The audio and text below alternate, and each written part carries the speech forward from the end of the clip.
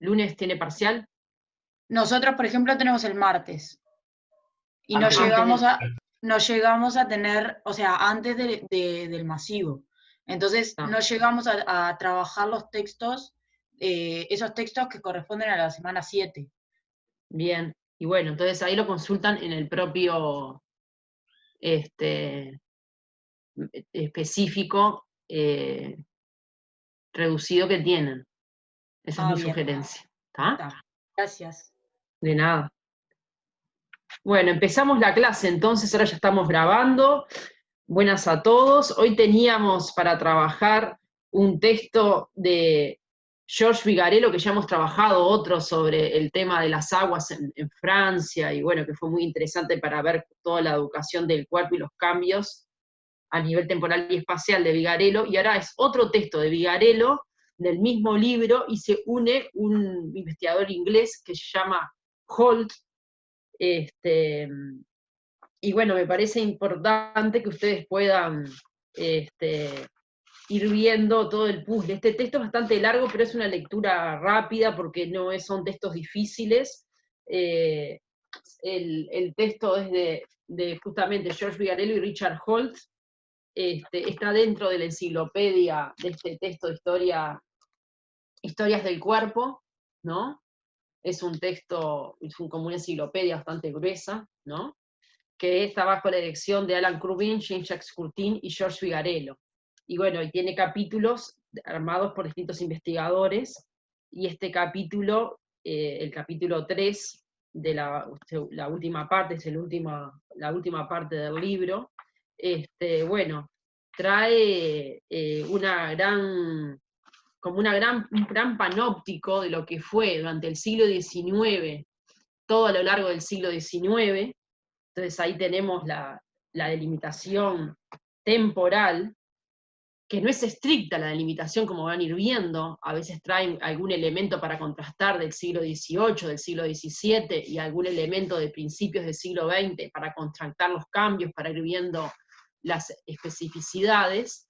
Y bueno, entonces acá tenemos que van a hablar justamente de, sobre todo, haciendo hincapié, además el título del capítulo justamente habla del cuerpo cultivado por los gimnastas y los deportistas, o sea, cómo se dio la relación gimnasia-deporte a lo largo del siglo XIX, eso es el foco del artículo, pero dialogando también con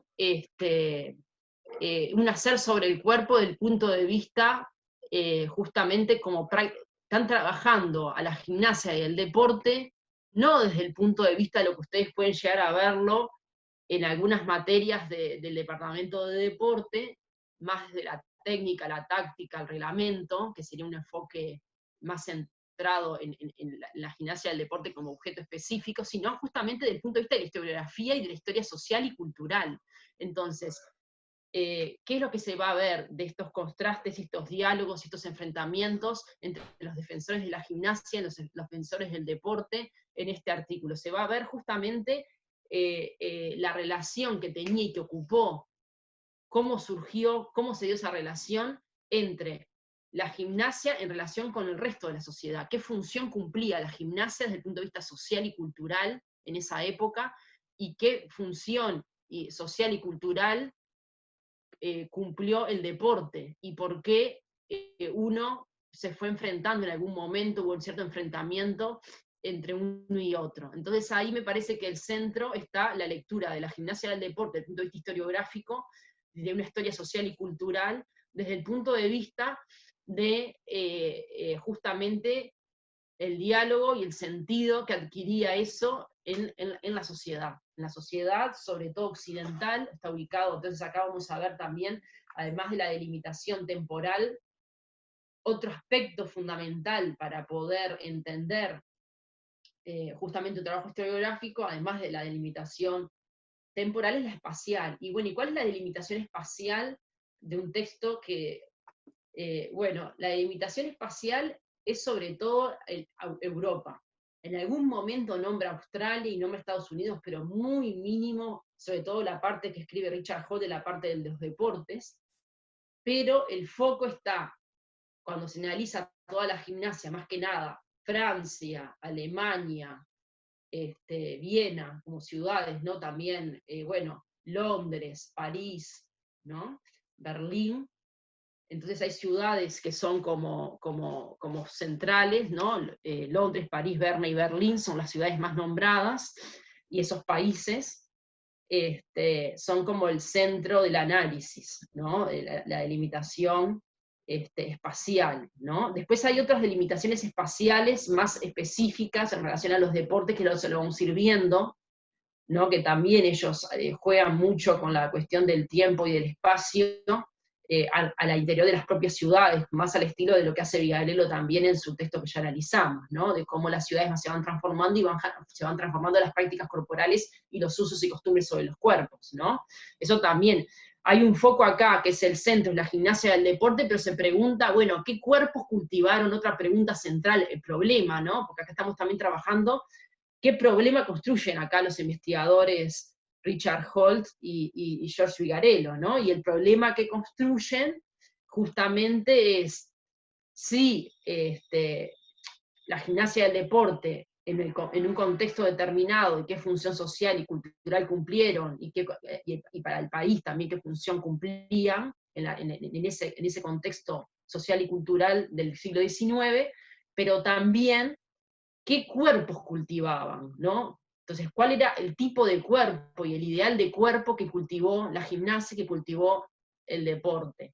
Y cómo se fueron haciendo esas transformaciones, ¿no? De la gimnasia del deporte en relación a ese cuerpo ideal. Entonces, la cuestión del cuerpo también es fundamental, ¿no? Como otro elemento central que ellos van a trabajar. Entonces tenemos, bueno, el problema central, que después lo vamos a ir como profundizando. Tenemos la delimitación espacial y temporal, las fuentes también, en esto trayendo cuestiones del capítulo 1, también las fuentes como otro elemento central. Y ahí las fuentes son muy diversas y muy amplias, ¿no? Porque, bueno, justamente no van solamente a fuentes más de reglamentos oficiales o a las fuentes, sino que justamente como es una historiografía, ¿no? De los grandes hombres, ¿no? De las grandes historias, y es una historiografía del sentir y de cómo las prácticas gimnásticas y deportivas iban llegando a distintos sectores de la sociedad. Entonces, en ese sentido, las fuentes para poder recopilar eso, el sentir, y ver las distintas clases sociales que también se preguntan, otro elemento que van mostrando son las diferencias de género que fueron muy marcadas en el siglo XIX, evidentemente, entre hombres y mujeres, y las prácticas diferenciadas, ¿no? Entonces ahí también las fuentes tienen que ir muy a documentos de época de la vida cotidiana con diarios, van mucho a cartas y a distintas autobiografías de distintos actores, deportistas y gimnastas, van también a descripciones de los propios impulsores de los distintos sistemas gimnásticos, van también a manuales de época, muy importante, y sobre todo trabajan mucho con el arte. Se cita mucho poetas del siglo XIX, importantes, se cita también muchas pinturas y grabados, mucho arte, ¿no? La cuestión artística que penetró en ese siglo y se dibujó, que las distintas prácticas deportivas y gimnásticas. Entonces ahí se alude mucho bueno, a pinturas, a cuadros, y eso lo van a ver en el medio, en la página 321, van a ir viendo las distintas fotografías, ¿no? Entonces acá, por ejemplo, tienen esta fotografía que están viendo aquí, que es justamente una de las cuestiones centrales, dice acá, París, Biblioteca Nacional de Francia, el arte del boxeo y del bastón, esgrima de pies y puños.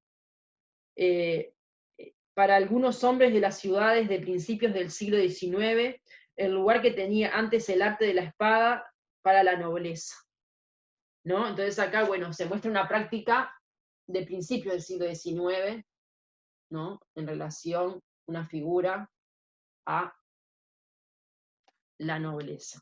Después, si ustedes siguen viendo, tienen acá, por ejemplo, otra práctica, que son, y otro espacio cultural, que es como un espacio al aire libre, con agua, y prácticas de baño, que algo ya trabajamos con el texto de Vidarello, pero esto es más específico, acá vamos a irlo viendo, donde ustedes ven ahí, bueno, distintas personas. La piscina se desarrolló junto con una nueva gestión del agua en las ciudades a principios del siglo XIX. Es más un espacio de ejercicio para combatir el frío que un lugar de competición. Entonces también, principios del siglo XIX, como una práctica corporal, que era una piscina, no se usaba como una competición y como un deporte de natación, sino era más una práctica para inmersión y choque con el agua fría, de esparcimiento y de combatir el frío a partir de, ¿no?, de un espacio de ejercicio, pero no pensado desde el punto de vista de la competición y como deporte, ¿no?, todavía. Después acá, esta página es entera, los baños, una foto de baños también para mujeres que iban a ese lugar. Acá otra, ¿no? Entonces acá, por ejemplo, durante mucho tiempo a lo largo del siglo, el arte de nadar se consideró tanto un ejercicio como una hidroterapia. Y acá hay un manual del arte de nadar, que él muestra la carátula. Y después acá una foto, ¿no?, de baños públicos femeninos en 1890 en Berlín. Las mujeres son más numerosas a las piscinas de finales del siglo XIX, sus bañadores más atrevidos. Y después, que también lo vamos a analizar, el cuerpo del dandy, ¿no?, del siglo XIX, a partir de la construcción de la gimnasia, de ese cuerpo cultivado, que también lo vamos a ir trabajando, grabado de moda del siglo XIX, el Museo del Automóvil, una nueva silueta masculina del siglo XIX, la voluntad burguesa expresada en el busto prominente y la cintura apretada. Esto lo vamos a ir viendo también, cómo se fue consiguiendo. Después hay otras fotos de ejercicios gimnásticos en lugares amplios, de esparcimiento. Acá tenemos ejercicios gimnásticos, principios del siglo XIX. Los primeros gimnasios son los de Amorós en la década de 1820 y 1830. Los aparatos al aire libre favorecen los ejercicios de riesgo y fuerza y requieren movimientos precisos. Esto a principios del siglo XIX todavía no se daba la revolución de los 02, sino que acá era un cuerpo más que nada mecánico en términos de Gleis, ¿no? Y cómo estos eran en los gimnasios de Amorós, por ejemplo, que era francés y uno de los primeros gimnasios que se...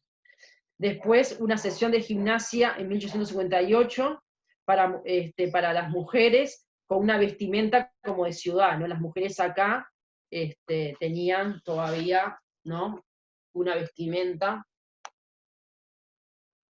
muy centrada en cuestiones, sí, donde se comparan con la foto anterior de los hombres que estaban ya con una vestimenta mucho más apropiada en el gimnasio de Amorós, las mujeres en ese sentido eran un ejercicio muy liviano, ¿no? Y ahí los contrastes entre uno y otro ejercicio. Después, bueno, hay una foto ya más, los movimientos gimnásticos instauraron en el siglo XIX una descomposición de los gestos elementales, así como una visión totalmente mecánica de la motricidad, mientras que la fuerza prevalece en el hombre, el impulso y la gracia lo hacen la mujer. Entonces acá hay algunas composiciones de ejercicio, sobre todo de la gimnasia del siglo XIX, donde todavía era, el deporte acá todavía no había, y todo el impacto sobre el deporte es a fines del siglo XIX, todo a lo largo del siglo XIX todavía predominó la cuestión de los movimientos aislados, y bueno, y la mujer más hacia la gracia, y los hombres mucho más hacia la fuerza. Después hay unas fotos de las escuelas inglesas y todo el tema de los deportes, y los cambios que van sucediendo también al interior del deporte. Entonces acá tiene, por ejemplo, un partido de cricket, otro más de cricket. Y bueno, y hay un cambio ahí en la segunda foto, donde en la segunda foto las combinaciones son más geométricas, y los movimientos más técnicos y precisos en relación a la primera foto, desde la vestimenta hasta todo, ¿no? Acá no sé si ustedes tienen acceso a las fotos, pero me parece importante, que no son menores el tema de las fotos. Y después, Bueno, también hay una descomposición de los movimientos del listón en el cricket, ¿no? De principio del siglo XIX, y después otras fotos de un fútbol de combate de puños, así como la promiscuidad de los cuerpos de principios del siglo XIX y cómo el fútbol después fue cambiando, ¿no? Esto es una foto del principio del siglo XIX, 1827. Después tenemos la foto 13, Pelota a la terraza en París en 1873, después de las señoritas de clase acomodada de Londres en 1885 jugando al tenis, y después un club de corredores de 1875 de las antiguas sociedades de juego, ¿no? Donde se registran tiempos y puntuaciones y se insiste sobre los resultados, y por eso ya a fines de siglo, o en el último cuarto de siglo, ¿no? Acá está la carrera y que se empiezan a medir. Acá está la señorita jugando al tenis, y después, acá arriba está el juego con pelota. Bueno, después todo lo que es el boxeo y cómo esa práctica también se fue reglamentando, se fue pasando de una práctica más brutal y con mucha sangre por medio a puños, sin guantes, sin ningún espacio físico delimitado. Esas son las primeras fotos, con las personas alrededor nomás, a prácticas mucho más reglamentadas, con juez, con vestimenta específica, con un lugar específico para ello, todas las prácticas de lucha en torno al boxeo, como se fueron transformando a lo largo del siglo XIX. Acá la primera es donde no hay un lugar determinado, ni juez, ni hay guantes, ni hay nada. Después aquí, donde empieza a haber un espacio y un vallado para que las personas se pongan, si bien en masa, pero alrededor. Acá ya hay juez y hay un montón de aspectos más relativos a la reglamentación y a la vestimenta, con guantes, con un pantalón determinado y un lugar específico. Y acá también hay otra foto también de la reglamentación y ya más avanzado del siglo XIX. Bien.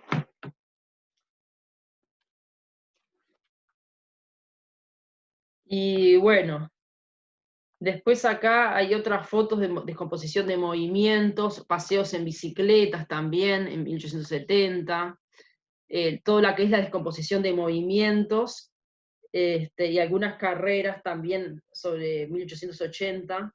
Dice, la bicicleta inventada a finales de la década de 1880 transforma a través de la transmisión por correa la relación de las fuerzas aplicadas. Desde entonces se pueden idear carreras largas, lo que permitirá a los periódicos que las relatan vislumbrar un nuevo mercado, ¿no?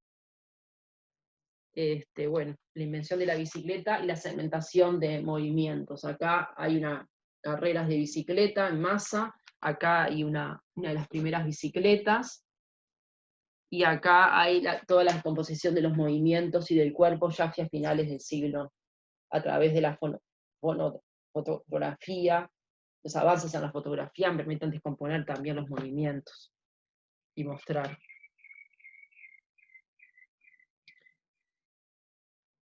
Y bueno, y acá hay un cartel de la Exposición Universal de 1900, con ocasión de la exposición de 1900 se celebraron los Juegos Olímpicos de París, unos juegos todavía balbuceantes, pero cuyo vínculo con la industria prefigura ya la convergencia entre el deporte, la técnica y el progreso, ¿no? Acá es ya en una Francia a principios de siglo, donde son los primeros Juegos Olímpicos y el deporte se muestra se avisora como una gran práctica que va a ir de a poco,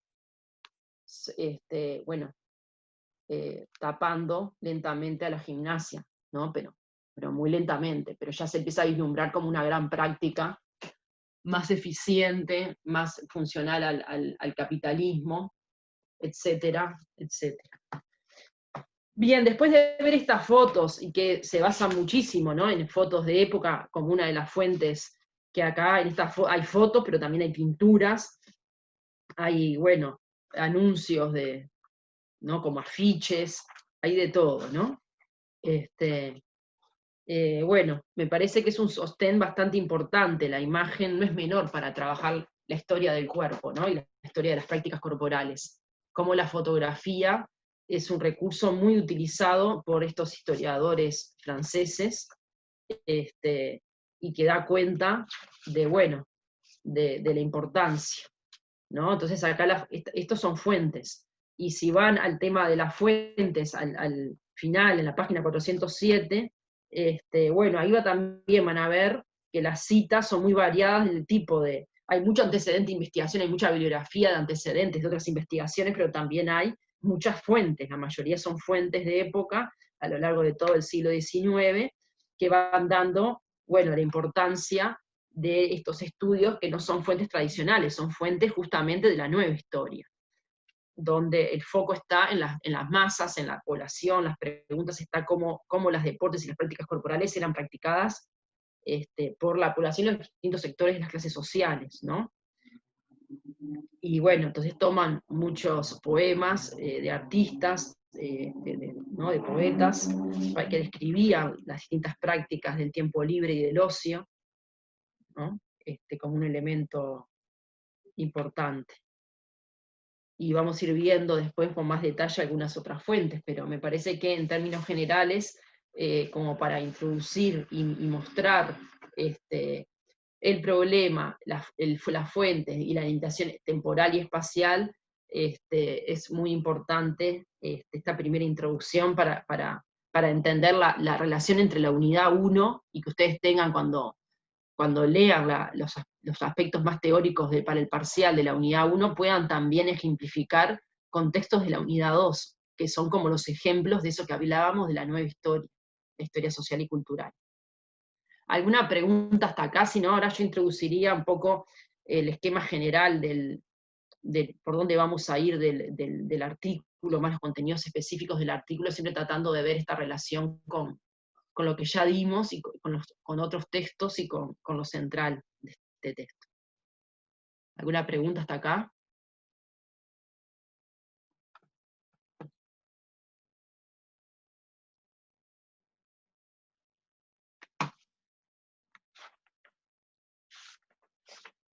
Sí, el texto es hasta la página 354 y parte de la página 295, pero hay muchas fotografías, son unas cuantas páginas que se dedican a la fotografía.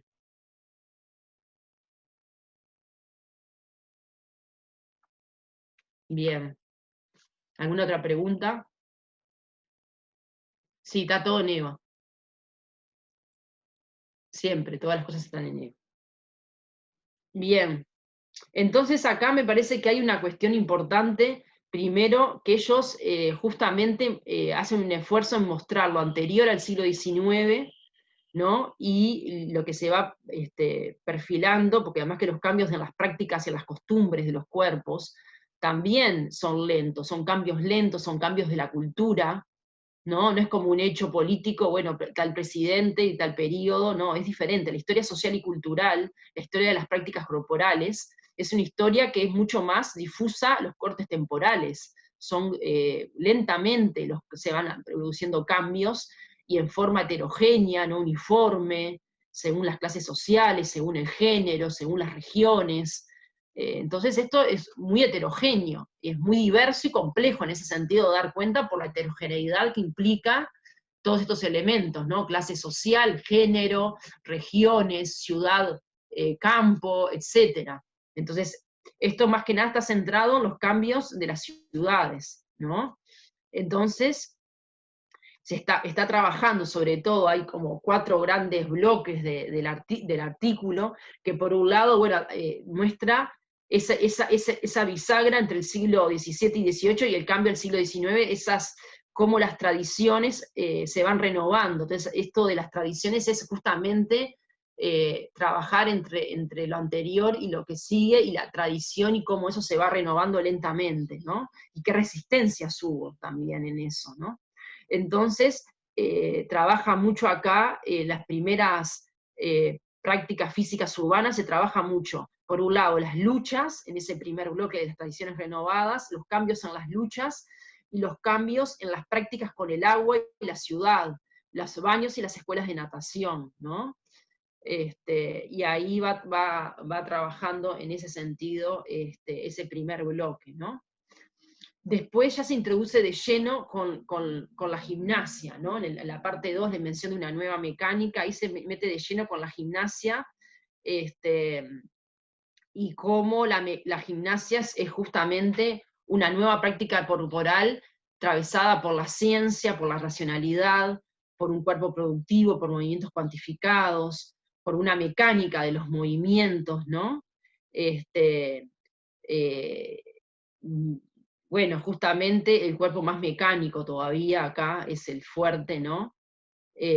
Todo lo que es también otro tema importante en esta segunda parte, es todo lo que es, esto es muy de Vigarello, es la hipótesis central de su texto Corregir el Cuerpo, que lo han visto en otras materias, la invención de una pedagogía, la ortopedia, ¿no? La ortopedia como una nueva pedagogía del siglo XIX que instauró la gimnasia, ¿no?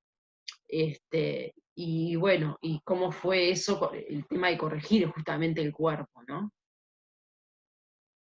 Porque Figarello en corregir el cuerpo hace una investigación muy amplia, que no solamente es del siglo XIX, aparte muy anteriormente iba mostrando las transformaciones justamente en la ortopedia y en los corsés, las mujeres, etcétera, cómo el cuerpo era, la postura del cuerpo, y era a través de distintas ayudas, eh, marcada la postura y toda la alineación corporal, y cómo eso se fue transformando, hasta que en el siglo XIX, bueno, es la gimnasia la que pone esto sobre la mesa, ¿no? Toda la cuestión ortopédica.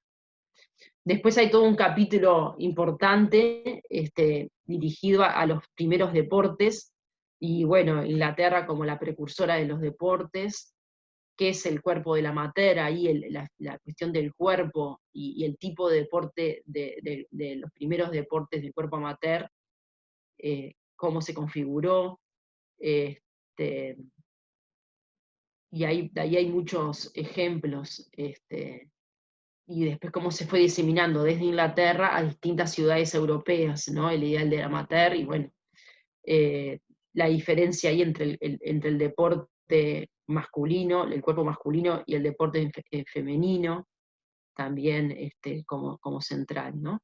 Después hay todo otro bloque más de la gimnasia, pero más centrada en Francia, y la gimnasia para el servicio de la nación, los batallones escolares, las primeras sociedades gimnásticas, todo el tema de la disciplina escolar, la gimnasia en las escuelas, ¿no? Y bueno, y el contraste entre un cuerpo gimnástico y un cuerpo deportivo en cierta medida. Y bueno, y el final cierra justamente con la tensión y la discusión, sobre todo de finales del siglo, el último cuarto del siglo XIX, entre la gimnasia y el deporte, que eso además que atravesó después todo el siglo XX, hasta mediados por lo menos. Y bueno, que acá la tensión es trabajada más que nada desde el punto de vista fisiológico y de la salud, ¿no? No entra con elementos más pedagógicos y de la psicología. Que esto después en otros artículos y en otras se indaga muchísimo también. Algo vamos a decir igual de eso, que no lo dicen estos autores, ¿no? Pero las tensiones entre gimnasia y deporte no son solo del orden de la cuestión fisiológica y la salud, que fueron las discusiones más importantes del siglo XIX, después también se desarrolla todo el tema del escolanoísmo y la incidencia de nuevas corrientes pedagógicas y psicológicas para fundamentar la importancia del juego en el niño y de los deportes más que de la gimnasia. Pero bueno, acá el último bloque es justamente esa discusión y las diferencias entre uno y otro. Esto es un poco el panorama general de cómo el artículo se organiza y las principales temáticas. Ahora yendo más, bueno, de lleno a entrar a la cuestión de las nuevas prácticas del cuerpo, ¿no? Que se fueron gestando a lo largo del siglo XIX, y cómo esas fiestas tradicionales empezaron a entrar en tensión, esas fiestas oficiales tradicionales, cuando había más monarquías y más, ¿no? A las fiestas más justamente de los estados-nación, las fiestas oficiales de la revolución, los festejos por la revolución y los países independientes en los distintos países europeos, se fueron, bueno, tensionando esos dos tipos de fiesta, y asociado a esos festejos, justamente unas fiestas más tradicionales, oficiales, a unas fiestas más revolucionarias de los estados-nación, en esas maneras distintas de festejar, justamente cuál era la diferencia de los tipos de juegos y de destrezas que se iban haciendo en una y otras fiestas, y cómo eso iba generando esos cambios, nuevas prácticas y reglas del cuerpo, ¿no? Entonces, las prensas más tradicionales eran juegos justamente mucho más tradicionales, de apuestas, entonces ahí está el chito, el frontón, los bolos, de mucha sociabilidad, donde la destreza de la brutalidad y la fuerza física era el centro, ¿no? Fueron lentamente cambiando a lo largo del siglo XIX a más unas fiestas revolucionarias con prácticas del cuerpo, más centradas en la medición, el cronometraje, en las marcas, los resultados, pero esto es justamente de lo que se va haciendo a lo largo de todo el siglo XIX, ¿no? Esos cambios, ¿no? Esas nuevas reglas a las prácticas del cuerpo, ¿no? Donde se empiezan a regular lentamente las actividades violentas, se empiezan a generar una serie de técnicas de gimnasia, lentamente empiezan a haber cálculos de espacio y de tiempo, empiezan a haber mayor cantidad de mediciones, ¿no? Nuevo universo del ademán y el rendimiento, o sea, los gestos también del cuerpo, y las maneras, el porte, la manera de pararse, la manera de ejecutar, también empiezan a variar. También esto está, también los autores a lo largo del capítulo van trabajando esto también como la nueva influencia surgida de los cambios en el mundo del trabajo, la división del trabajo, de la industrialización, de los cambios, y eso repercute en las exigencias que se le van a pedir al tiempo libre, y cómo el tiempo libre tiene que empezar a preparar al obrero, tiene que empezar a preparar, ¿no?, para esa nueva vida en las oficinas, en las fábricas, según, bueno, si son profesionales, si son, no, todos esos cambios a nivel de los espacios y los lugares de trabajo, van también generando exigencias al tiempo libre y a las prácticas corporales para preparar y robustecer ese cuerpo para el mundo del trabajo. Y ahí, bueno, empezaron a surgir justamente mucho más cantidad de normas corporales y de normas que atravesaron a la gimnasia del deporte, ¿no? Bien. Y ahí me parece importante decir que a lo largo del siglo XIX el ejercicio se fue lentamente convirtiendo en un trabajo corporal de una nueva clase, una actividad reglamentada de manera precisa, cuyos movimientos adquirían carácter geométrico y los resultados se calculaban, ¿no? Como esta cuestión lenta que se fue produciendo a lo largo del siglo XIX. Estos movimientos, esos ejercicios no se revolucionaron y no cambiaron de golpe, sino poco a poco. También esto es algo que insisten los autores, ¿no?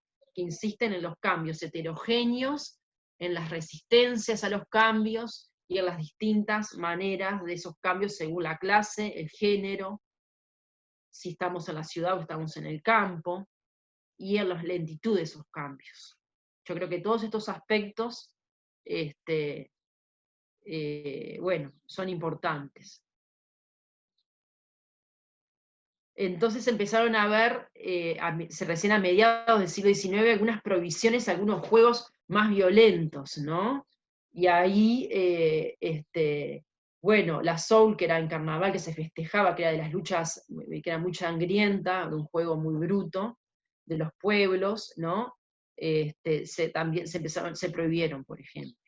Y ahí da ejemplos de prohibiciones. Las trifulcas rituales con motivo de procesiones, las carreras de caballos se cambiaron por feria de caballos más reglamentadas, el lanzamiento de piedras a la oca y a las cabras, por ejemplo, también los juegos con los animales, las apuestas también se fueron prohibiendo y reglamentando. Hubo un cambio, y acá me vas a acordar mucho lo que después vamos a ver con Barran, un cambio de la sensibilidad hacia la violencia. Ya la violencia no era tan brutal, no era tan admitida, ¿no? Hay un fin a cierto salvajismo, esto que de repente Barran les llama un cambio de la sensibilidad bárbara a la sensibilidad civilizada, ¿no? Cambios de sensibilidad en relación a lo que se soporta de dolor, de crueldad, de salvajismo. Y estos cambios que se empiezan a operar acá en el contexto europeo todo a lo largo del siglo XIX y en forma lenta, después vamos a ver cómo Barran, cuando trabajemos ya en la unidad 3, que nos queda tanto, para el caso concreto del Uruguay, él también va a ir contando reglamentaciones en relación a las prácticas corporales y cómo esto operó en el Uruguay, pero lo va a ubicar justamente un poco más corrido, ¿no? De 1860-70 a 1920, este pasaje. O sea, se da respecto al contexto europeo, se dan en cámara más rápida, dice Barran, y se dan bueno, unos años posteriormente, ¿no? Esto también como para ir viendo algunas cuestiones del caso uruguayo, ¿no? Y bueno, entonces, justamente ahí cuando se habla de los placeres vulgares, le llama con cierta metáfora estos autores, a ciertas prácticas físicas urbanas que ellos van relatando de las ciudades, ahí los primeras que trabajan como placeres vulgares son las luchas, porque eran prácticas muy de medios populares, de personas que estaban en cierta medida, en algunos aspectos semi-marginales también. Entonces acá era una práctica que atravesaba acá todos los estratos sociales en definitiva, y empezaba lentamente con los cambios al interior de las propias luchas, en esos dibujos, en esas fotografías que ya vimos, justamente hacer, eran unas prácticas muy comunes, muy importantes, pero empiezan a ser lentamente controladas y reglamentadas, ¿no? Los golpes se someten a disciplina, se empiezan a enseñar determinadas técnicas y aprendizajes, empiezan a surgir profesores que enseñan, lugares de práctica específicas, ¿no? Las técnicas de lucha se enseñan, hay nuevas llaves, ¿no? Surgen maestros, salones, lecciones, ¿no? Y se hace una alusión más constante y específica a determinados músculos a fortalecer y una visión más técnica.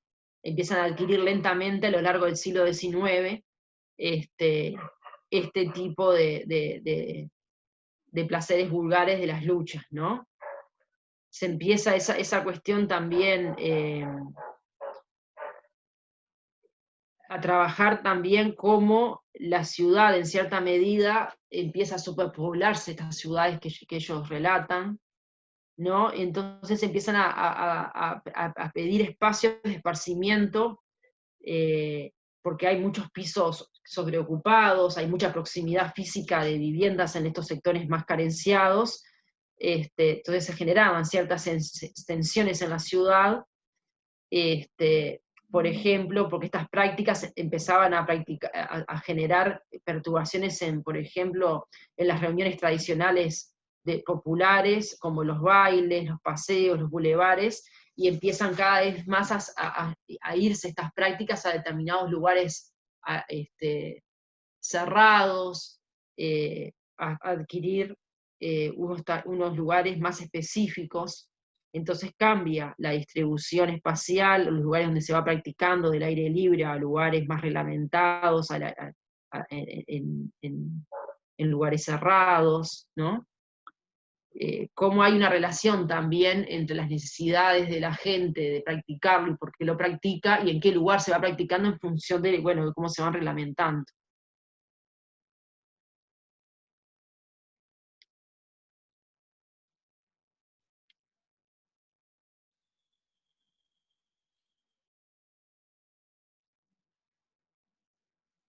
En algún momento se habla de algunos espacios como ocultos, ¿no? Como que se empiezan a esconder también estas prácticas de lucha. De prácticas al aire libre a prácticas, ¿no? A espacios cerrados y en cierta medida ocultos. estas prácticas no son erradicadas, sino que empiezan a ser justamente controladas y reglamentadas, y cada vez con mayor disciplina.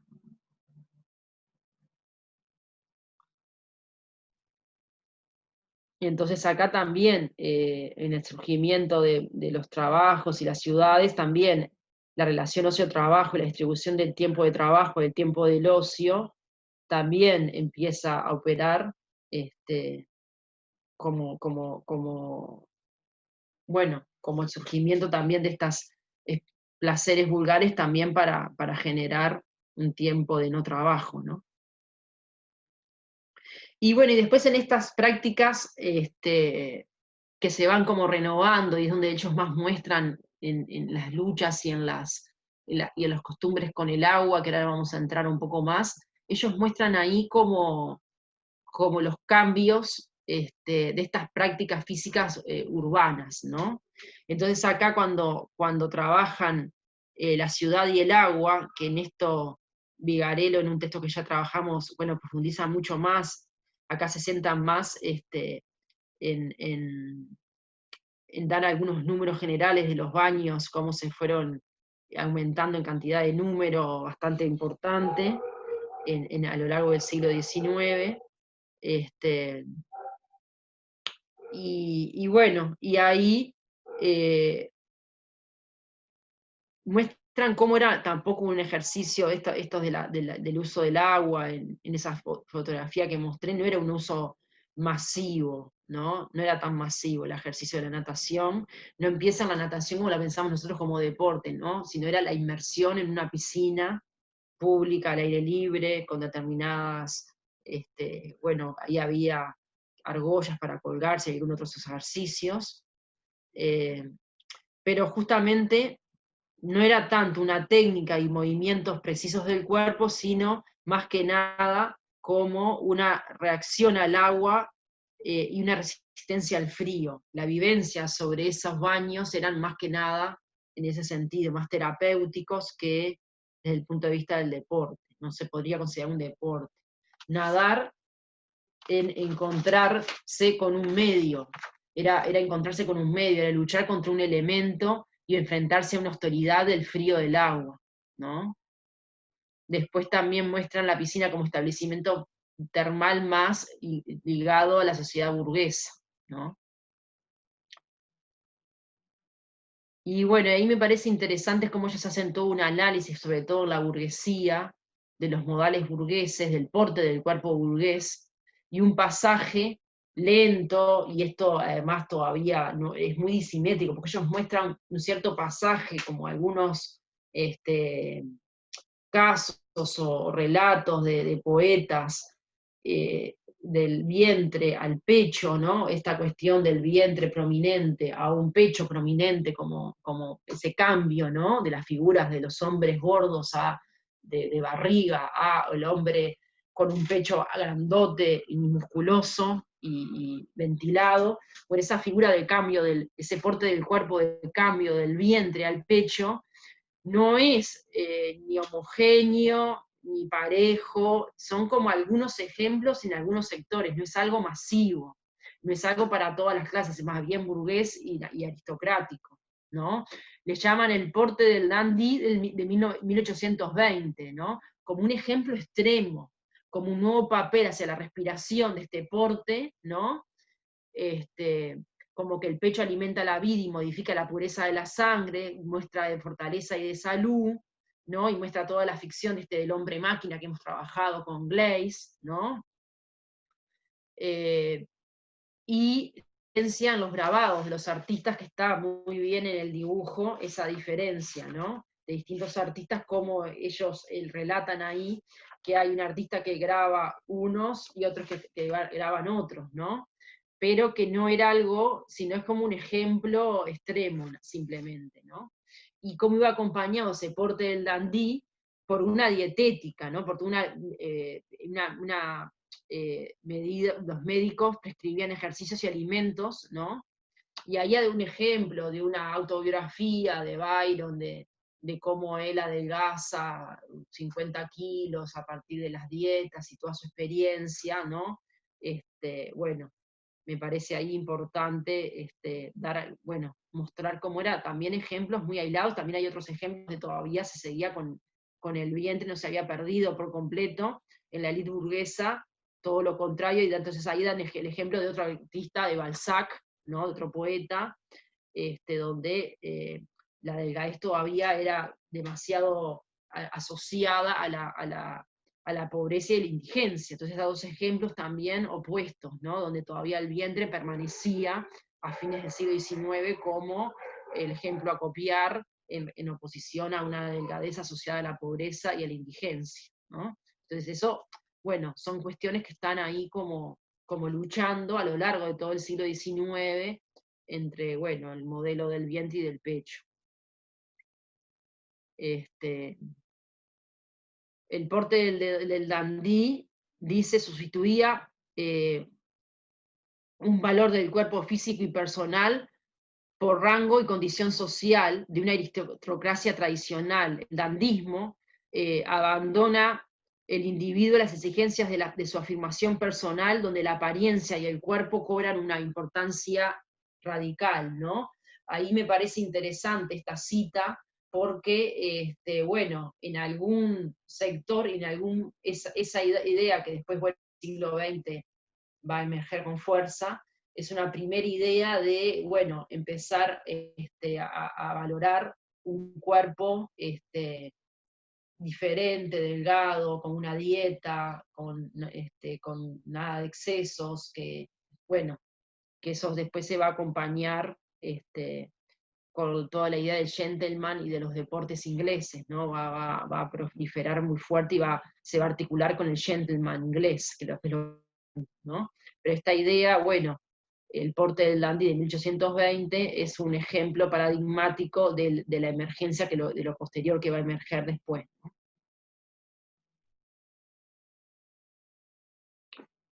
Bien, otra cuestión interesante es, bueno, ya yendo a la cuestión de la invención de una mecánica, ¿no?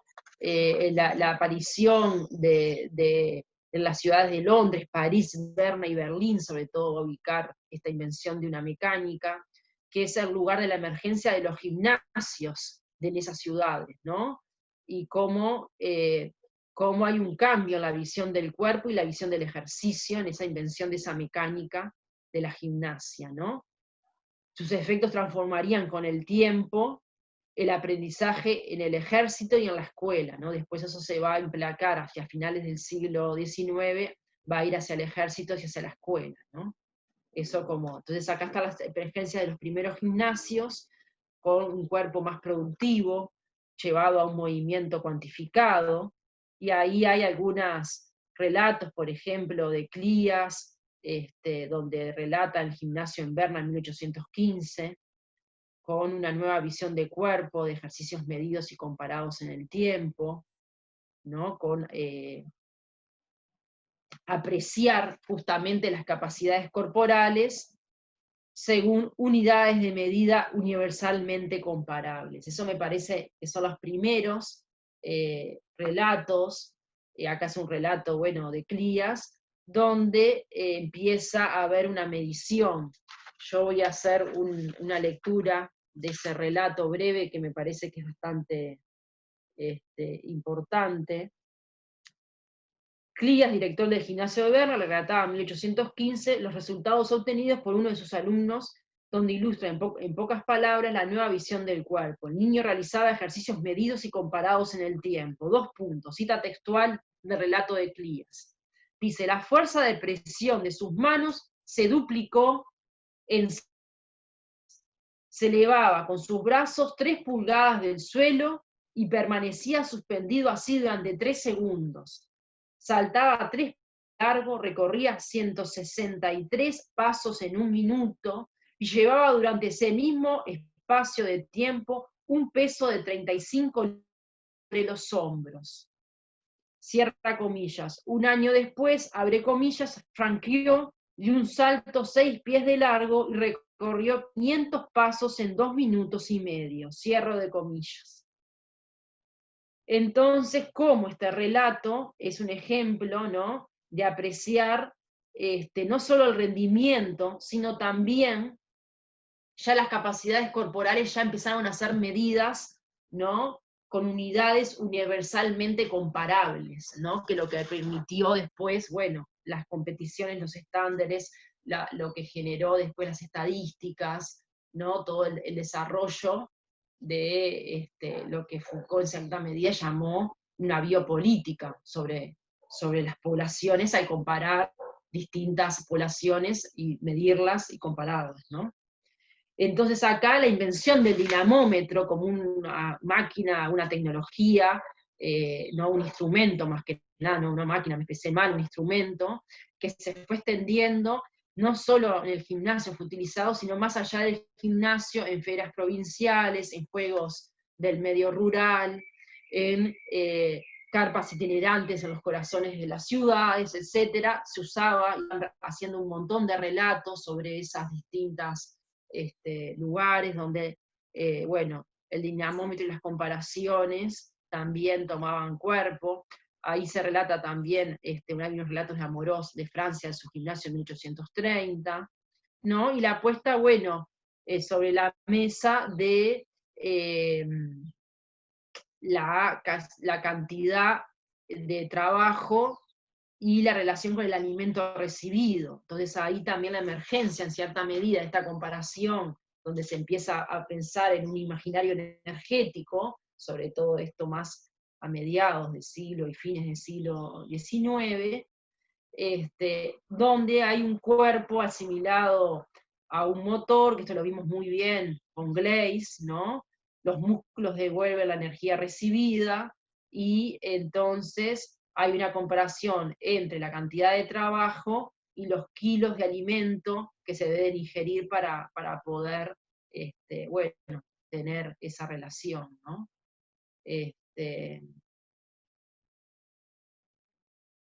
Y bueno, me parece aquí importante la emergencia también de manuales de gimnasia, don Canto, a partir del fundamento energético, tenía una razón más que nada respiratoria y de aumento de la capacidad respiratoria y acompañamiento, porque era importante una buena ventilación acompañando a la gimnasia, entonces se cantaba mientras se hacía gimnasia. Entonces iba a ser unido el canto con la gimnasia, en este cambio también, este imaginario energético. Y hay todo un desarrollo de las mecánicas, de los movimientos, de análisis, de cálculo de las fuerzas producidas, donde las variables de velocidad y tiempo empiezan a tener también fuerza, ¿no? La cantidad de velocidad recorrida en el tiempo empieza a ser medido, ¿no? Y hay una comparación de medidas, se empiezan a construir las primeras tablas, ¿no? Trasladar cada rendimiento individual a una proyección poblacional, que permita comparar, ¿no?, a una escala abstracta. Esto de lo abstracta y la posibilidad de comparar menor en estas sociedades donde la estadística empieza a emerger, no solo para el campo de las prácticas corporales, sino en general se empiezan a medir la población, a compararla y a ejercitarla en términos biopolíticos, ¿no? Y, en ese sentido más Foucaultiano, que no es las palabras de estos autores, esto es un invento y una interpretación personal, ¿no? Entonces acá emergen también progresiones y series, ¿no?, de ejercicios. Hay movimientos muy focalizados en los músculos, movimientos este, eh, simples a movimientos complejos, movimientos más mecánicos a movimientos más elaborados, bueno, toda una serie de cientificización que la gimnasia trajo unida a la ciencia, el progreso de la medicina y las ciencias biológicas.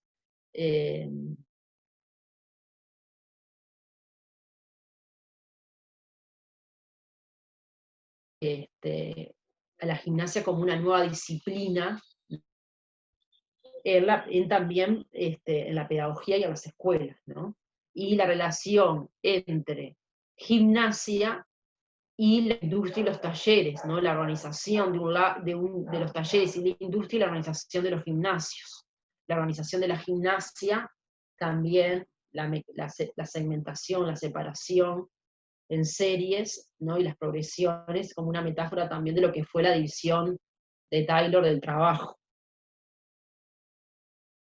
Entonces, esto de las series y las progresiones son metafóricas porque también se pueden trabajar como una, ¿no? Como una similitud entre la fábrica y los gimnasios. Ahí hay una cuestión fuerte que se marca como la medida, en cierta medida, empieza a prevalecer sobre el tacto, ¿no? Y empiezan a emerger movimientos más geométricos, organizados, medidos más precisa y rigurosamente, ¿no? Y bueno, esa gimnasia de principios del siglo XX, 1820, tenía contenidos militares y sanitarios, ¿no? Era una gimnasia civil e industrial, ¿no? Dirigida a también los beneficios para la industria, y bien para la cuestión militar, ¿no? Y ahí surge la invención de una pedagogía, ¿no? Con la gimnasia ortopédica, porque había que también corregir las malas posturas del cuerpo. Y entonces la gimnasia ortopédica iba a producir una serie conjunto de movimientos mucho más precisos, individualizados sobre los músculos, para lograr esa corrección y esa postura recta del cuerpo, ¿no? Hay una lógica mecánica y un esfuerzo concreto del músculo, se han parcelado hasta llegar a una ortopedia, dando lugar a gimnasios, máquinas e instituciones. Establecimientos de salud, ¿no? Empiezan a dar forma a aquellos a quienes la naturaleza ha dado una forma poco agraciada, dicen los autores. O sea, empiezan a haber lugares para aquellos inválidos, disminuidos, con ciertas afecciones corporales, empiezan a haber instituciones específicas de salud dirigidas a esa población específica. Por ejemplo, hay en relación a las máquinas, la aparición de un columpio ortopédico, ¿no? Diseñado con poleas, y él los describe ahí en el año 1827, para corregir cada una de las distintas afecciones de la columna vertebral, ¿no? Un aparato hecho y elaborado para eso. Entonces está ahí toda una técnicas de emergencia en ese siglo XX para trabajar lo postural del cuerpo. Esa disciplina, la ortopedia, dispuso de teorías, ¿no? Y de una nueva gimnasia, ¿no? que sugiere la posible transformación total del aprendizaje escolar, ¿no? Adaptando con mucha precisión los espacios y los tiempos de clase. Y ahí para favorecer los dispositivos de grupo y los ejercicios colectivos. Ahí me parece importante ver también cómo hay toda una ortopedia escolar a partir de todos estos avances, del diseño de los bancos escolares, de la postura correcta del cuerpo para hacer las distintas prácticas en las escuelas. Dio, por supuesto, ni que hablar a la gimnasia específica realizada en las escuelas, ¿no? Sino que atravesó a toda la vida escolar. Y esto, bueno, empezó acá, pero siguió durante todo el siglo XIX y principios del siglo XX, esta ortopedia fue muy fuerte, ¿no? Y bueno, y hoy podríamos decir que la gimnasia especial en el siglo XX, comencé a trabajar en la década del 90 en educación secundaria en los liceos, dando clase de educación física, existía la disciplina educación física especial para problemas de columna y de respiración, desde los asmáticos y los que tenían alguna desviación de columna, no iban a las clases de educación física, iban a esa gimnasia especial. Bueno, esos son los vestigios de todo esto, ¿no? Los vestigios hasta dónde llegaron. Me parece importante ahí poder ver que esto no es algo tan alejado y tan lejano, y que hoy había que ver cómo esto se reformula y sigue presente, ¿no? Y bueno, y la enseñanza durante todo el siglo XX muy fuerte, centrada, hay materias específicas en la formación de profesor de educación física centradas en esto, ¿no? En, más que un fisioterapeuta que tenía que saber detectar desviaciones de columna, que tenía que saber detectar pie planos, que sabía todos los problemas posturales, eran enseñados en las clases específicas, materias específicas que atendían estos elementos, y que, bueno, el profesor de educación física era, bueno, trabajaba a la par de un fisioterapeuta, de lo que hoy sería un fisioterapeuta. Eh, y acá, por ejemplo, el surgimiento a partir de todo este desarrollo de la ortopedia del principio de la fragmentación, ¿no? ¿Qué quiere decir este principio?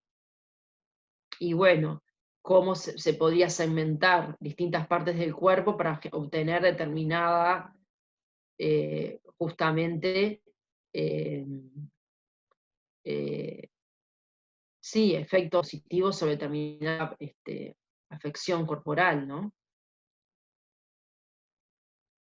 Y bueno, ahí surgen también todo lo que son las marchas, las evoluciones, que es parte también de la gimnasia, que atraviesa la gimnasia, ¿no? Los ejercicios simultáneos hechos en grupos, grandes masas, con atención constante y obediencia inmediata, en simultáneo. Todo lo que fue la enseñanza simultánea de Lancasteriano, el método lancasteriano y la enseñanza simultánea, es una enseñanza, esto no lo dicen los autores, esto lo agrego yo, pero que era contemporáneo con esto en el siglo XIX. Por ejemplo, hay una investigación de Marcelo Caruso, que es un historiador de la educación, que ahora vive en Berlín, pero es nacido y hizo toda su carrera de grado en Buenos Aires, en ciencias de la educación.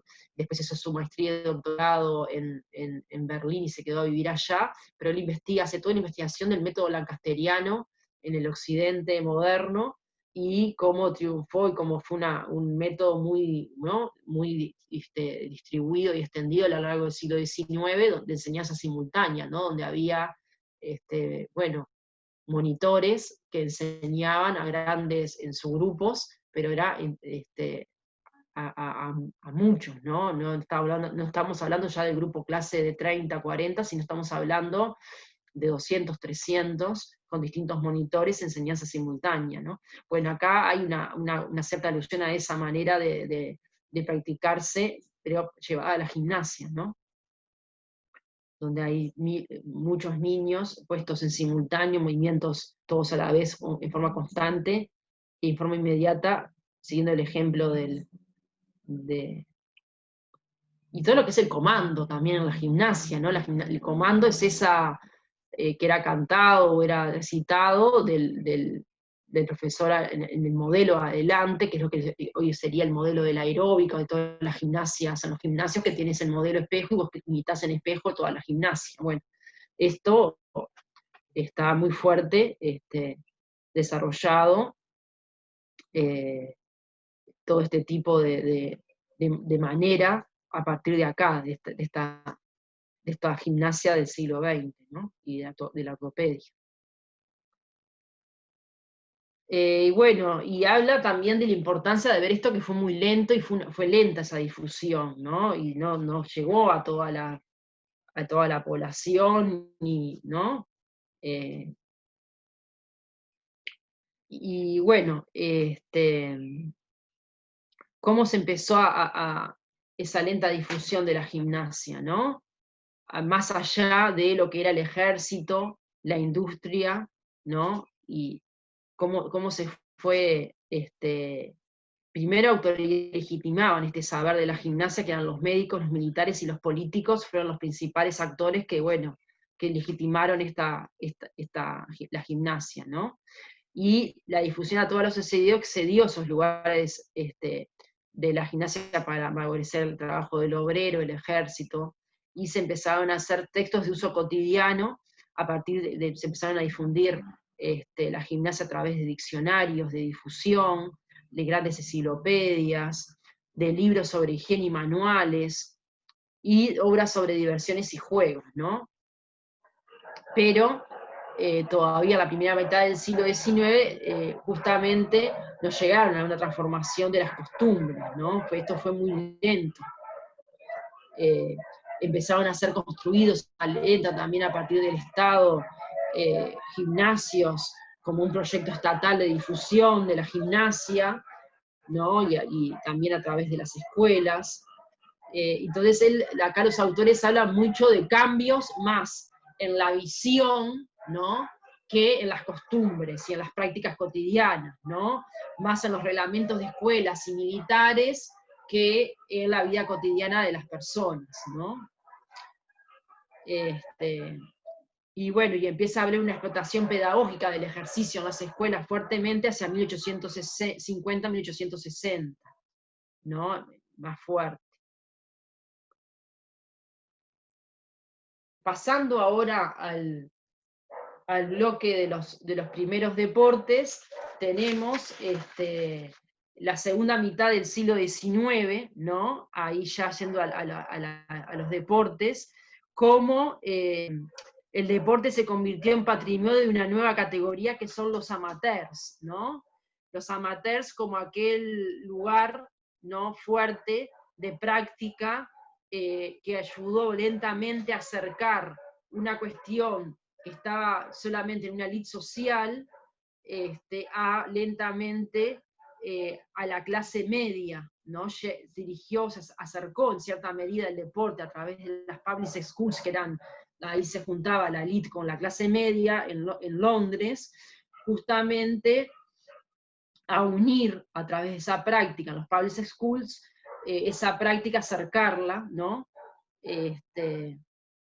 Para, bueno, como lugar de esparcimiento en la propia escuela, de compensación del estudio y del trabajo, ¿no? Y ahí surge un nuevo cuerpo, el cuerpo atlético, ¿no?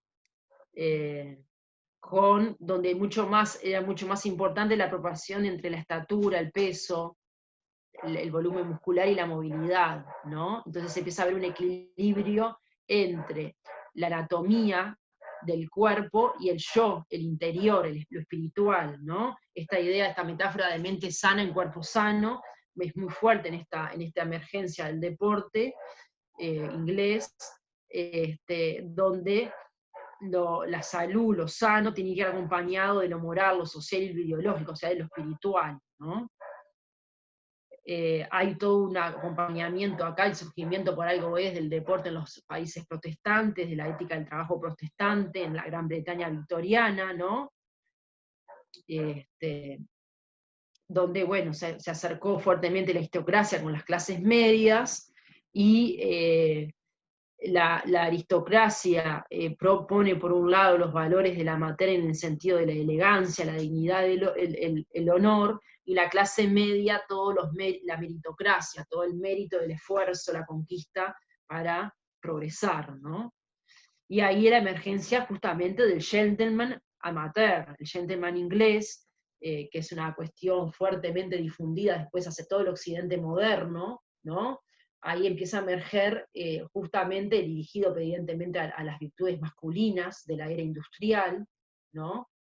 El culto al esfuerzo, al mérito, supuestamente dirigido siempre a un hombre varón y de clase blanca, ¿no?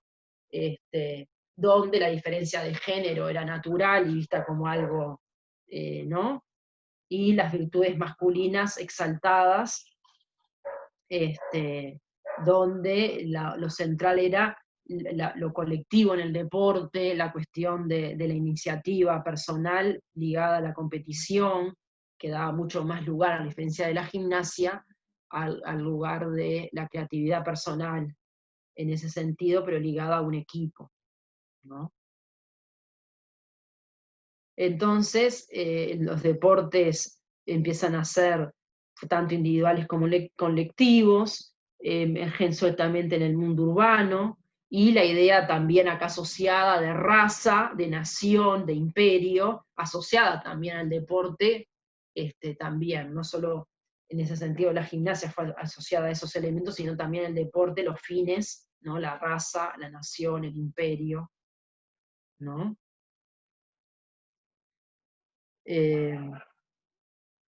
Y bueno, y como también los juegos del siglo XVII y XVIII, más sin reglas, desenfrenados, con mucha violencia, ¿no? Donde había mucho desorden asociado a lo público y a las borracheras, ¿no? De siglos anteriores, a partir del siglo XIX, lentamente el deporte amateur moderno empieza a ejercer un control sobre el cuerpo muy fuerte, ¿no? Empieza a ejercer también en el contexto de Inglaterra ese lugar del disciplinamiento es más fuerte con el deporte, no como la gimnasia en el mundo más francés y europeo, de la otra Europa, quiero decir, no la de Inglaterra. Entonces, de la fuerza bruta, donde había feroces competiciones, ¿no? Y apuestas, juegos con animales, todas estas luchas, y empiezan a ser suprimidas y a ser sustituidas por la rapidez y la agilidad del deporte. Ahí hay una cita interesante a Norbert Elias ustedes ya han leído de otras materias, pero es un libro muy interesante, los libros de él, donde acá hay una cita de una transformación en los umbrales de la tolerancia, en estos cambios, ¿no?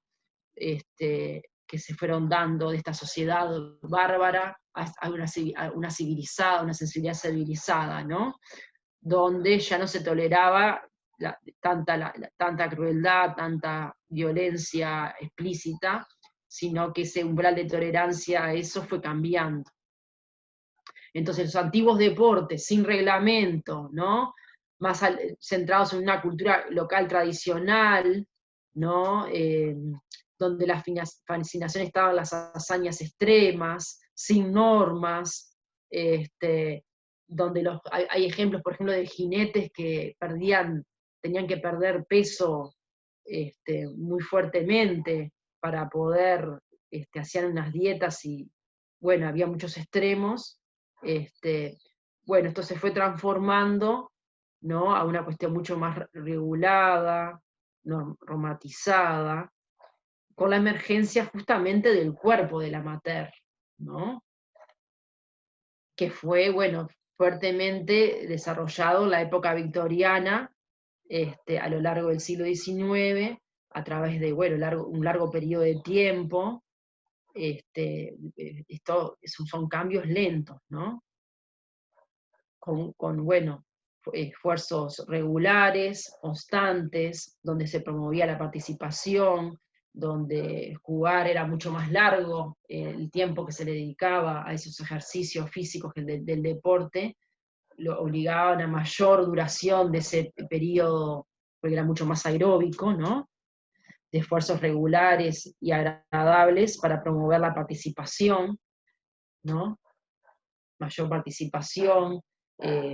Justamente acá vuelve a emerger la metáfora del cuerpo máquina de Gleizes, pero que ellos también la trabajan.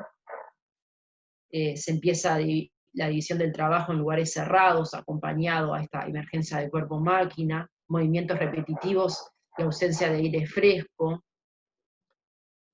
También había que usar el deporte para combatir el estrés de las oficinas y de lo que todo era el surgimiento de las ciudades, los oficios, ¿no? Entonces empieza a usar la idea de que el deporte iba a abatir el deterioro físico sufrido por la emergencia de las ciudades, el hacinamiento, los espacios muy cerrados de las oficinas, etc.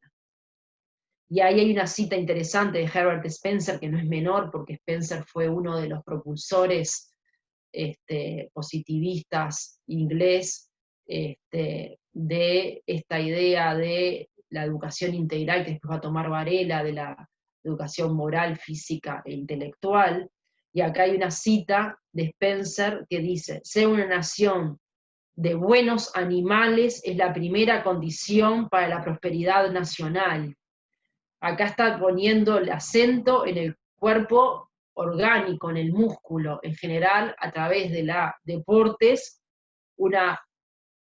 buenos animales, ¿no? Que sería, ¿no?, la metáfora, para la prosperidad de la nación, o sea, el ejercicio del músculo. Acá hay un enunciado fuertemente biopolítico, ¿no?, del cuerpo orgánico, del fortalecimiento del cuerpo orgánico para el desarrollo de la nación, en términos Foucaultianos, podríamos analizar esta cita de Spencer. Los jóvenes, ¿no?, tenían que justamente ganar la lucha por la vida, ¿no? Hay también una metáfora de luchar por la vida, una vida sana, una vida, la cuestión de la vida, pero la vida acá en términos biológicos, orgánicos, o sea, en términos de biopolítica. Entonces el deporte en las public schools, en las escuelas públicas, iba a ayudar también al desarrollo de todo esto, ¿no? Y el tema del trabajo en equipo también era otro elemento central que se valoraba el deporte, aprender a colaborar con los demás, ¿no? Y ahí, bueno, como Londres en 1850 era la ciudad más poblada del mundo con 2.300.000 habitantes, y ahí, bueno, todo el tema de las oficinas, la clase media, los profesionales, etc. Y se fueron dando la fundación de los primeros clubes deportivos, asociaciones deportivas, de fútbol, de rugby, todo lo que fue también la invención del ferrocarril para el traslado, que permitió también empezar a difundir estos deportes, a generar en los tiempos de esparcimiento, poder llegar a los parques y a los espacios de práctica, hacia los barrios, a los suburbios, para practicar estos deportes al aire libre. La emergencia del nuevo cuerpo atlético, ¿no?, con zonas verdes, ¿no?, en un espacio civilizado para la emergencia del cuerpo y el espíritu armonioso, ¿no?, que era también el deporte, buscaba una armonía entre el cuerpo y el espíritu. Bueno, y hay unos ejemplos ahí de tipos de deporte, y bueno, y la importancia acá del juego limpio y la deportividad como un valor en sí mismo, donde el rugby ahí tiene toda su liderazgo, ¿no? Y esto después transmitió en las instituciones escolares, en la formación del carácter como uno de los grandes elementos, ¿no?, del gentleman amateur inglés, y de esta idea de el deporte forma el carácter, ayuda a controlarse a sí mismo, a un juego limpio y a la emergencia ¿no?, el desarrollo del honor, del gentleman, y bueno, el sentido de la competición, de la eficacia, los valores de los burgueses de la respetabilidad y la competición honesta, etcétera, ¿no? Honor más esfuerzo era el amauterismo primigenio, ¿no? El equipo y lo social más importante que el individuo. Y después, bueno, también un medio también acá de represión del sexo, ¿no?, de todo lo que eran los colegios de varones, de, bueno, impedirla todo el tema de la homosexualidad, todo el tema de la masturbación, que era justamente reprimido y mal visto. Bueno, el deporte ayudaba a curar la homosexualidad, a olvidar el sexo, etcétera, ¿no? Es como fuerte acá también otro de los elementos que ponen ahí sobre la mesa en el siglo XIX, todo lo que después vamos a desarrollar en la bolilla 3, que lo va a trabajar con algunos textos de Paula Malán, de todo lo que fue la emergencia de la cristiandad muscular. La cristiandad muscular fue una de las doctrinas del deporte moderno, de la emergencia del deporte moderno, y fue de las fuerzas de este pasaje justamente del protestantismo y de la tradición cristiana a una práctica laicizada y deportiva. Bueno, en esa transición hacia lo laico que duró, ¿no?, bueno, estuvo la ideología de la cristiandad muscular, ¿no?, cómo a través del deporte se podría transmitir el evangelio, se podría generar una serie de valores cristianos a través de su práctica, y purificar el cuerpo, ¿no?, espiritualizarlo a través del deporte, ¿no?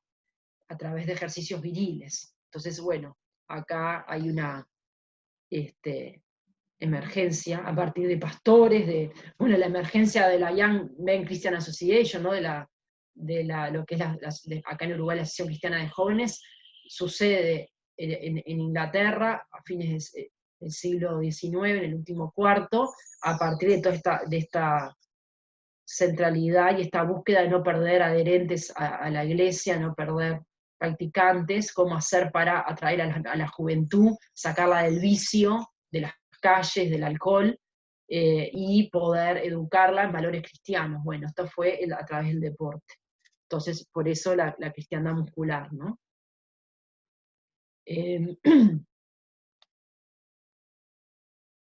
Y bueno, todo eso fue también lo fuerte, ¿no?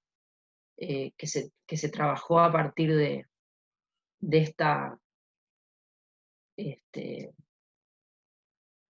sí, teología que acompañó el desarrollo del deporte moderno, ¿no? Con epicentro en Inglaterra. La vestimenta también fue otro elemento que empezó a ser importante para jugar. También estaba unido todo esto del deporte amateur al placer más que el sufrimiento, ¿no?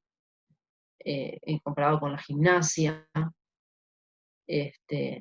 Y ahí también muestra algunas diferencias, que ahora no vamos a andar de clase, ¿no? Cómo había algunos juegos, como el remo, por ejemplo, que sí era, algunos deportes, ¿no? El remo, que era evidentemente para una élite, ¿no? Y ahí hay una barrera social, no era para todos. Sin embargo, había otros deportes que sí eran más para todos, como en Inglaterra, como el hockey, la natación, el boxeo, sí eran más para todos, ¿no? Y cómo este ejemplo inglés del deporte amateur después es difundido justamente a Europa, y este ideal atraviesa, bueno, a través, por ejemplo, del viaje de Pierre Coubertin a Inglaterra, que él después vuelve a Francia y lo quiere difundir, y bueno, y toda la creación de los Juegos Olímpicos, el impulso que él le dio, y bueno, las tensiones entre los países también, y las guerras también a veces hacían que estas tensiones se daban entre gimnasia y deporte, y cómo Estados Unidos también tomó de Inglaterra, pero después a su vez tuvo en esa tensión con su colonizador, también a edificar sus propios deportes como el béisbol, y se opuso en cierta medida a algunos deportes ingleses. Y bueno, toda esta idea de la identidad nacional y cómo tanto el deporte como la gimnasia sirvió para la identidad nacional y para el desarrollo de lo que fue, bueno, la idea de nación, ¿no?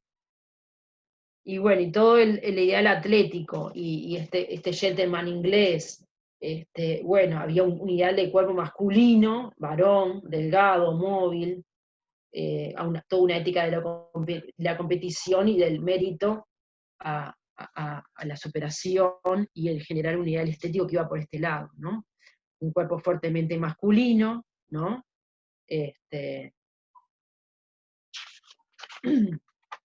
Y bueno, y el deporte femenino más asociado, ¿no? Recién hacia fines del siglo XIX, empiezan a emerger, bueno, sobre todo las mujeres más ligadas a la clase media y a las que estaban en el campo de la educación, a exigir un deporte femenino, ¿no? Y rechazaba esta idea de cuerpo de femenino débil y pasivo, y empezaron a pedir exigencias de adaptaciones del deporte masculino al femenino, ¿no? Las mujeres de clase populares eran totalmente ajenas a la ejercitación del deporte, pero sí las mujeres de clase media tenían algún acceso a algún deporte femenino, ¿no? Y a una gimnasia adaptada, ¿no? Toda la emergencia de la gimnasia femenina adaptada. Bien. La gimnasia, evidentemente, todo el bloque de la gimnasia está mucho más ligada, la emergencia de las sociedades gimnásticas, al contexto europeo, a la Francia, Europa continental, Alemania, Suecia, etc. Y bueno, acá se detiene mucho más en lo que es el ejemplo francés, cómo va emergiendo la obligatoriedad de la gimnasia escolar hacia fines del siglo XIX, y todo el de emergencia de los batallones escolares, toda la identidad de la gimnasia con lo militar y la disciplina, la idea de la autoridad, para servir a la patria, ¿no? Para ejercer una importante fuerza también en las fiestas republicanas de la nación, y ahí había desfiles militares y gimnásticos entremezclados, más que resultados de competiciones, ¿no? En oposición a esta cuestión más fuerte. Bien. Y bueno, y después la diferencia está entre la gimnasia y el deporte, como fuertemente, ¿no? Mucho más ligado acá a estos enfrentamientos. Uno de los elementos centrales era esta idea de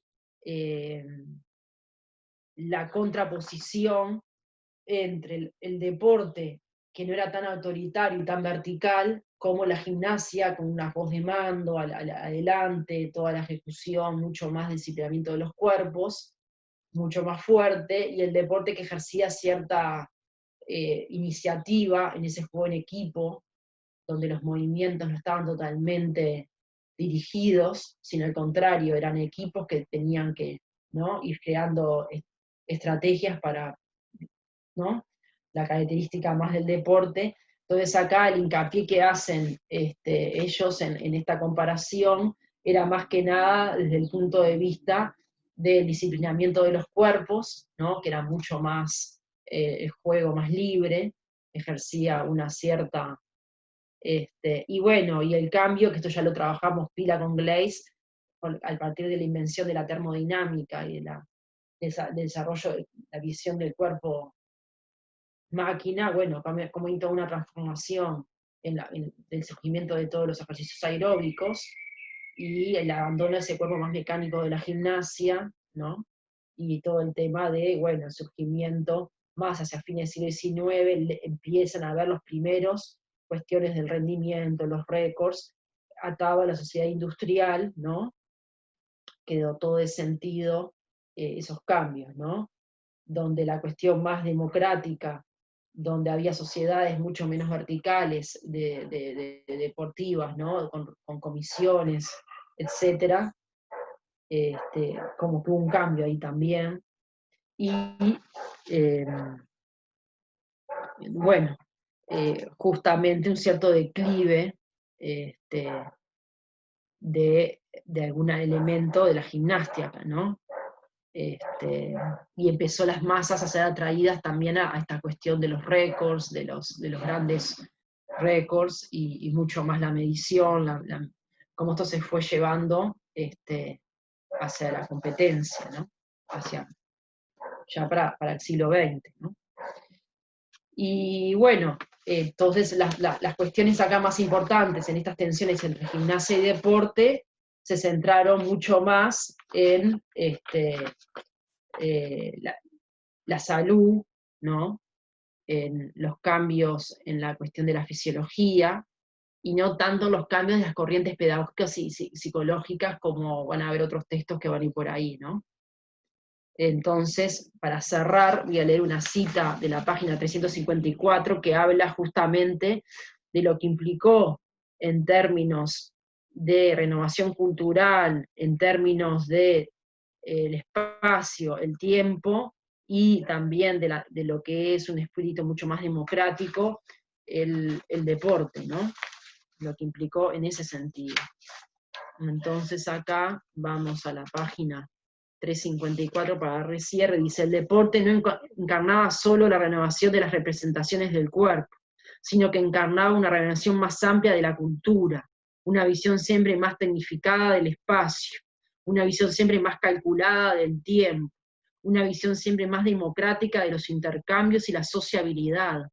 Era preciso hacer que el cuerpo interviniese hasta en sus más íntimas implicaciones a lo que parecía ya a principios del siglo XX una visión de futuro. El cuerpo fue mucho más propenso a un trabajo productivo, máquina, biopolítico, pero Acá también hay que complejizar más esto y no poner tanto gimnasia deporte, porque estos cambios también produjeron una renovación de la gimnasia.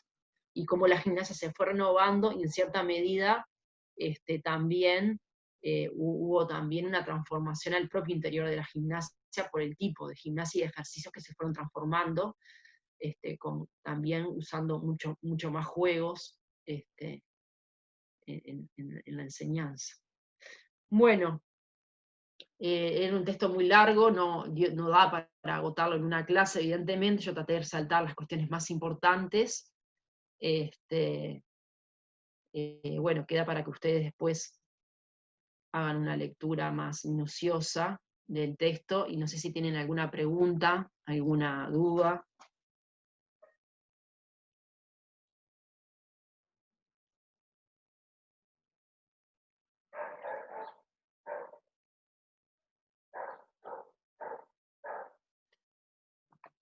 Veo que no hay voces que se manifiesten.